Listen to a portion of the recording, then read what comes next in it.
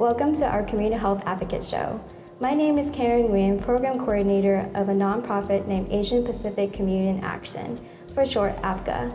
On today's show, we'll be talking about the importance of oral health, and our special guest today will be Dr. Loan Dao from Loan Dao Dentistry. We also have COVID updates from Dr. Katecha. Please welcome Dr. Dao. Thank you, Dr. Dao, for being here. Can you tell us a little bit about yourself? Of course, thank you for inviting me, Karen. I'm a mom of three wonderful kids, a wife, a dentist. I'm a fitness junkie and also a serial entrepreneur who loves working on passive income. That's amazing.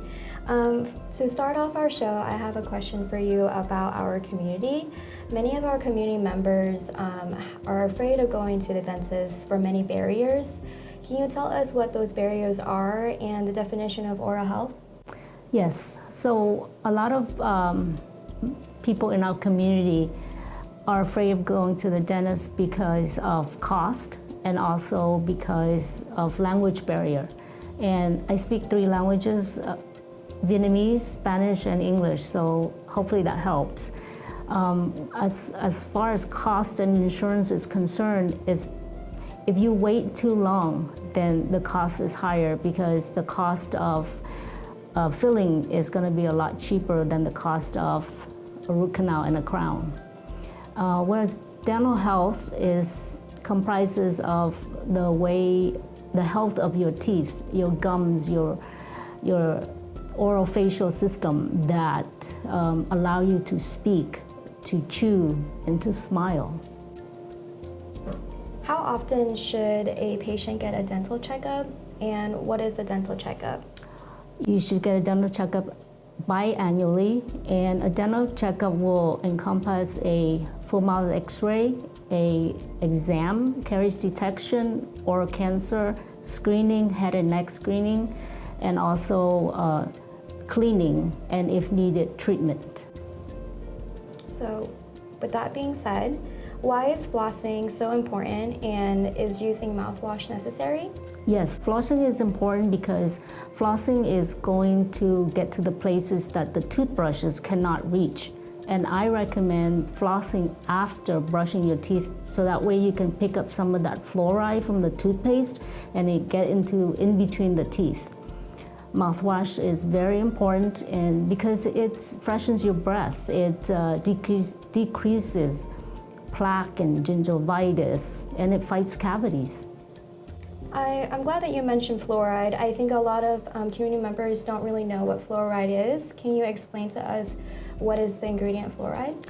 Fluoride is a mineral, so when added to water, it can decrease the incidence of caries by 25% in adults as well as in children, because fluoride helps the enamel fight the acids that's in your mouth that's created by bacteria.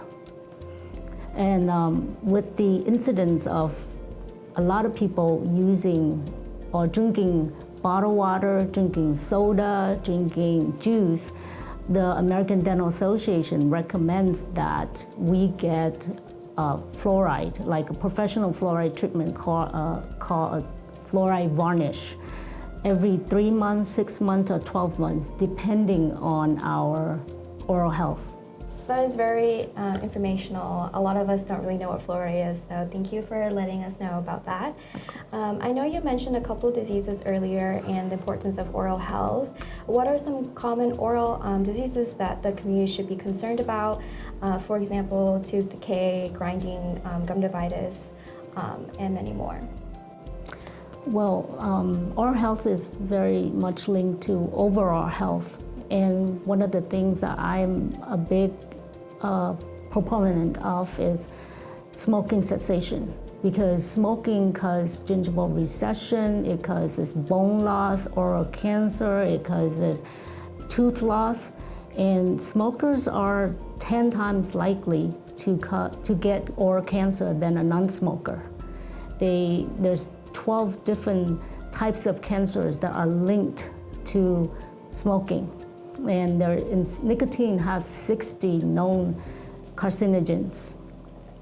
A story I like to share with you is that In my dental office, I had a patient that came in 2016 for extractions and dentures. He came back this past week actually because he cannot wear his dentures anymore.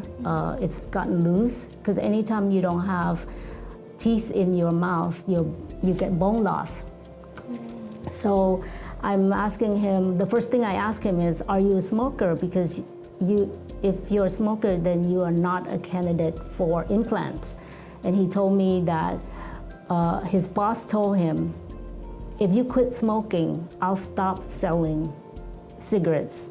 And you know who his boss is? Ming Chú Mừng of Lily, actually. And then so I was incredulous. I didn't believe him. So at lunchtime, I went to Chú Mừng and I go, hey, Chú Mừng, are you selling cigarettes? And he's like, I don't sell cigarettes anymore. And I was like, it made my year, like just to hear that, because now it affects the whole community and not just that one patient. And that's how powerful, smoking cessation should be. Thank you for that story. That's very moving. That's amazing. Thank you.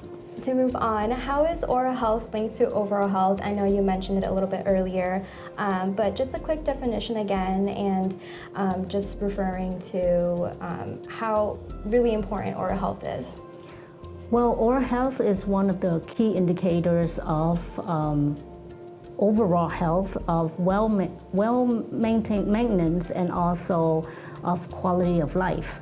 So when you go to dentist, your oral health will tell you, you open your mouth, I can tell patients diabetic, a smoker, a bulimic, soda drinker, drug user.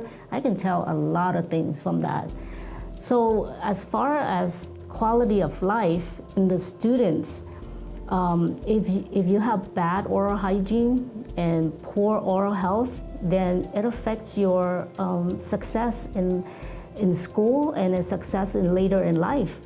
That's why it's really important, Karen, that we have something like prevention, because cavity is very preventable. Right. So we should have a system where kids should have preventions, like cleanings, regular cleanings and checkups. And like for an adult, quality of life, an edentulous patient is someone who lost all their teeth and are wearing dentures. They live 10 years less than someone who has teeth. Wow. And that speaks a lot for quality of life. Right. I'm very glad that you did mention diabetes just now. We're going to shift gears a bit and talk about oral health and diabetes. Here at APCA, we actually are running a diabetes program, consists of diabetes self-management workshop. It is called the Diabetes Empowerment Education Program, other known as DEEP. This program is to help educate people who are pre-diabetic or diabetic to help self-manage and create small lifestyle changes to reduce their risk of worsening the diabetes or getting diabetes. Please contact info@apcaaz.org for more information. Dr. Dao, can you tell us how oral health affects diabetes? Yes, so the link between diabetes and oral health is high blood sugar.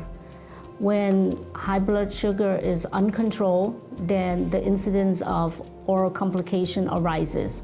And when you have uncontrolled diabetes, then the white blood cells, your body's natural defense against infections are decreased. And the other way around, how does diabetes affect oral health?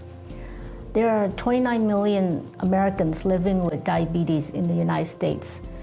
And when you're diabetic, you're more prone to periodontitis, which is gum disease.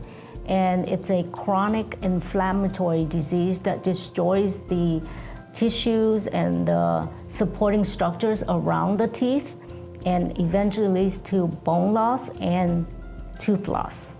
Wow, that's very important information to know. That is something that our community definitely needs to be informed about, and the illnesses that can be around diabetes and oral health. Can you tell by looking into someone's mouth whether they have checked for diabetes? Yes, so one in 5 Americans with severe gum disease, they most likely have type 2 diabetes and not know it. So some of the signs are xerostomia, which is dry mouth. Your salivary gland, it helps wash the bacteria and the plaque away. And so if you don't have saliva, then you're more increased chance of caries. Gingivitis and also halitosis, altered taste. Halitosis is bad breath. And also you have more increased chance of infections. Thank you. So I have a diabetic dental action plan, which means number one is control that blood sugar by prescriptions that is directed by your medical professionals. Number two, you want to have a very healthy diet and exercise. No smoking. Also, you want to, if you're a denture wearer, you want to clean your dentures every day and brush and floss, and of course, visit your dental professionals. Thank you. To move on from diabetes, we're actually going to shift gears to COVID-19. How has COVID-19 affected dental and your dental visits? Across America and also in my office, I do see that patients refrain from seeking dental care because of afraid of getting COVID. So something that should have been caught early and treated with a filling now progressed into a root canal and a crown, which is more pain for the patient and also financial burden. In the office, we do a lot of precautions like CDC, we follow CDC guidelines, we follow OSHA guidelines. I got a HEPA air filter. I've got extraoral suctions that will help with the aerosol in the air. And hey, look, I've been practicing for the past 2 years. Everybody's trying to stay 6 feet away. I'm less than 6 inches away, and knock on wood, I still haven't gotten COVID yet. All due to your preventions and cleanliness and sanitary system. Yes. That's amazing. So it's safe to go to the dentist. Yeah. Thank you, Dr. Dow, for being here and giving us all the informational tips and prevention tips on oral health and diabetes. To follow on with our next segment on today's episode, we will be talking about COVID-19 updates with Dr. Kotecha. Thank you, Karen, for asking the question on COVID update. I will update on COVID on two fronts. One is about the current scenario of COVID globally, nationally, in the state and in the county. And then in the second part, I'll talk about the bivalent COVID vaccine which has come up now. Let's first talk on the current scenario of COVID. Everybody has forgotten COVID. Nobody cares or worries about COVID. People have stopped using masks. They go in the large places where a lot of people come and they don't use masks. They no more fear COVID. This is the scenario everywhere. And this is the situation despite the fact that in last 15 days, 50 million cases of COVID has occurred globally and over 500,000 cases in USA and also thousands of cases in Arizona and Maricopa County. Currently in Maricopa County, 18,000 tests were done last week and the positivity rate was about 25%, which is a very large percentage of positivity which was never seen earlier. So the spread of infection currently is very high.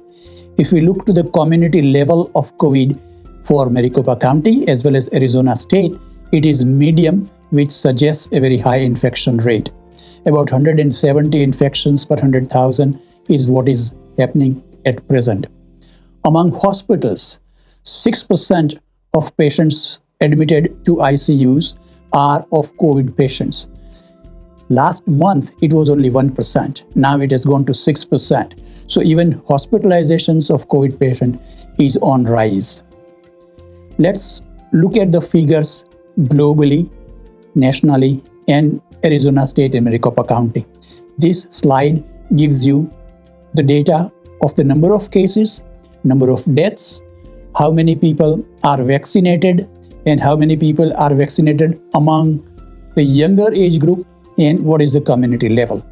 And as you can see in this, what worries us most is the vaccine coverage among young children. Young children are largely not vaccinated. Among Maricopa County, 2 out of 3 young children have not received even their first dose of COVID vaccine. And these are the children who intermingle among themselves a lot in the schools, outside in the playgrounds, are more likely to get infected. Because they are kids, they may not get serious disease, but they will bring the infection home to the seniors, and the infection can easily spread. Currently, the infection is mild and it's not a matter of concern, but if the virus takes a turn and a virulent virus turns up, then we have a potential epidemic coming up with the help of young children who are still not vaccinated. So this is the current scenario. Now, let's talk about the new bivalent COVID vaccine. What is bivalent COVID vaccine? As the name suggests, there are 2 components into it. One, the classic virus that happened, first epidemic was through that virus. The second was Omicron. And this bivalent vaccine contains both those virus components and therefore extends the protection to larger segments of the primary disease. It is also called as updated vaccine because it is a new vaccine. So bivalent or updated vaccine is the same vaccine we're talking about. This bivalent vaccine is not used for primary vaccination. It is only used for booster dose and not for primary vaccination. And it is only used for children 5 years to adult age, and younger children 6 months to 5 years are still not approved for bivalent vaccine. The bivalent vaccine should be given 2 months after the last dose of vaccine, primary vaccine, and not before that. Minimum interval of 2 months, but it can be given anytime after 2 months, and that is the minimum interval that we have to ensure before giving the bivalent vaccine. There are 2 types of bivalent vaccine, Moderna and Pfizer. Pfizer is approved for age 5 and above. Moderna vaccine is approved for age 6 and above. So that's the difference. Now, let's talk about, is there any change in primary vaccination? Yes, there is a slight recommendation change. When you take primary vaccination, you take the first dose, and the second dose now is recommended after 8 weeks instead of 3 weeks in case of Pfizer and 4 weeks in case of Moderna. It is used to be earlier. This is for people who are not at high risk. People who are at the age of 65 and above, they must take as recommended earlier for Pfizer after 3 weeks and Moderna after 4 weeks. But young people from 5 to 64 years of age, they must take this vaccine. The second dose should be taken 8 weeks after the first dose. It is primarily strongly recommended that way for male patients and for 12 years to 39 years of age. The reason being that by taking the vaccine at a larger interval, the possibility of side effects of pericarditis and myocarditis are also reduced. However, people who are at high risk must continue the primary vaccination as was recommended earlier. Thank you. Thank you, Dr. Kotecha, for COVID-19 updates. I also want to thank Dr. Dow again for coming here. I hope this has been very helpful and informative for all our viewers today. This wraps up our show. Thank you again to our audience who have joined us, and I am your host, Karen Nguyen, Program Coordinator from APCA, and thank you for joining us on our Community Health Advocate episode. Until then, stay cool and be safe. This project is supported by the Centers of Disease Control and Prevention of the United States Department of Health and Human Services as part of a financial assistance awarding of $119,954 with 100% funded by the CDC and HHS. The contents are those of the authors and do not necessarily represent the official views of or nor an endorsement of the CDC and HHS or the United States government.